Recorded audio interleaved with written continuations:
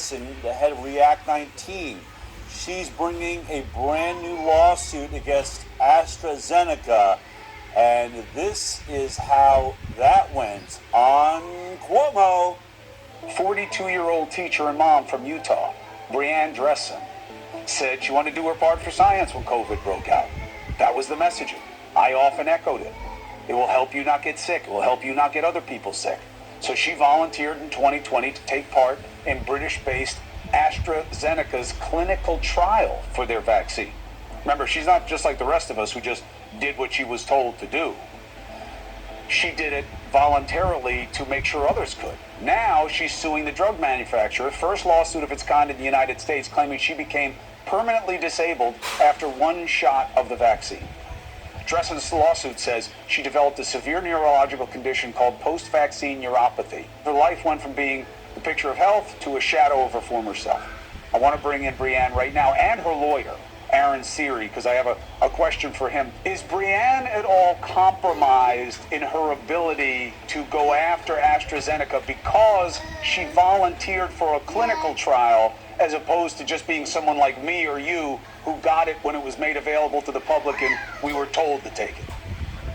No, I don't think that compromises her at all. I think she's subject to the same restrictions on bringing lawsuits for the most part that you, Chris, or anybody else that was injured from a COVID vaccine. And that's the PrEP Act. That's the federal government explicitly giving the vaccine manufacturers immunity for any injury that occurred from the COVID vaccine. And they didn't just do it, by the way, after the vaccine came out. They gave the immunity. They gave that immunity to them before they even developed the vaccine and did so contractually as well as doing so by law.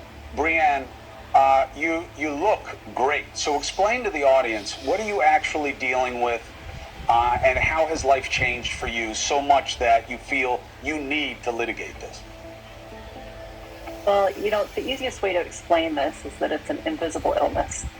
I mean, we all look fine, right? We're not in a wheelchair.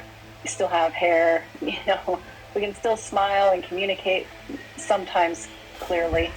But the reality is I am in pain every second of every day. Unfortunately, I have a severe progressive neuropathy that will continue to progress until my life is done. It's something that is a very sharp, tingling electrical sensation, and it courses through my body 24 hours a day, 7 days a week. But in addition to that, I have the tinnitus like Sean does. I have the food sensitivities. I'm completely dependent